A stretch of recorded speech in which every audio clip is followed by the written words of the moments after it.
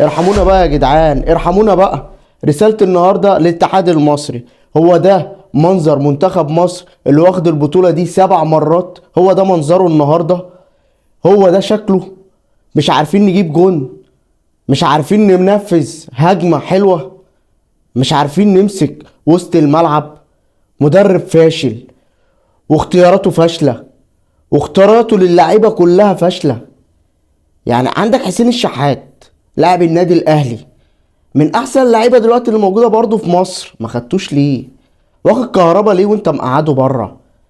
ناس كتير، انت المدرب ده ظلم لعيبه، عشان كده احنا طلعنا بالفضيحه دي. احنا طلعنا بالفضيحه دي. ده على كده بقى محمد صلاح كان عامل لنا شكل، كان عامل لنا شكل في الملعب. بالمظهر اللي احنا شفناه ده والشكل اللي احنا شفناه، احنا ما بنلعبش كوره، ما بنلعبش كوره خالص. احنا يعني خلاص بقينا من المنتخبات القليلة في افريقيا، بقينا زينا زيهم. مش ده منتخب مصر خد البطولة دي 7 مرات، وطالعين نعلق شمعتنا في الاصابات في الكلام ده؟ من امتى منتخب مصر بيتأثر بالحاجات دي؟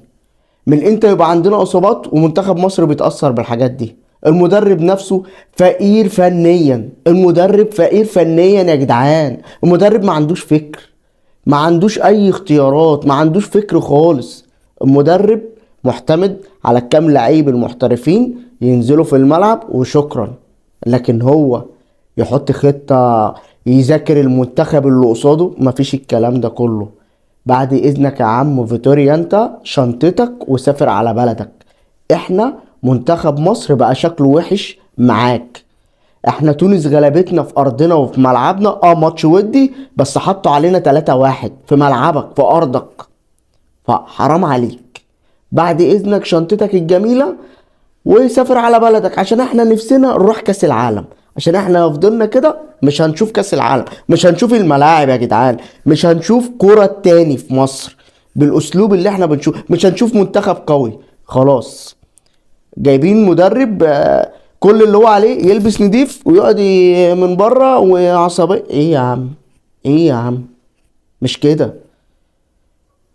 انا قلتها قبل كده، منتخب مصر عاوز حسام وابراهيم، عاوز مدرب وطني. حسام وابراهيم هيمشوا المنتخب 100-100. ليه ما بنفكرش في المنتخب الوطني؟ ليه؟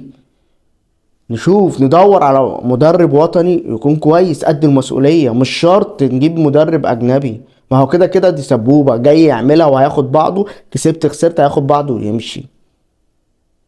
فبعد إذنكم الاتحاد كرة المصرية، بعد إذنكم الراجل ده يمشي، الراجل ده يكمل معانا في تصفيات كأس العالم. مش هنشوف الملعب بتاع كأس العالم ولا هنشوف الملاعب.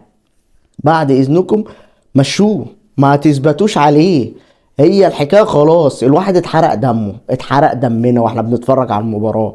مفيش هجمه منظمه حصلت، مفيش لعبه متنظمه من خط النص لغايه الهجوم، مش هقولك من لغايه الجون عند مفيش. يمشي. انا بطالب برحيل المدرب الفني ده عشان ما عندوش فكر فني.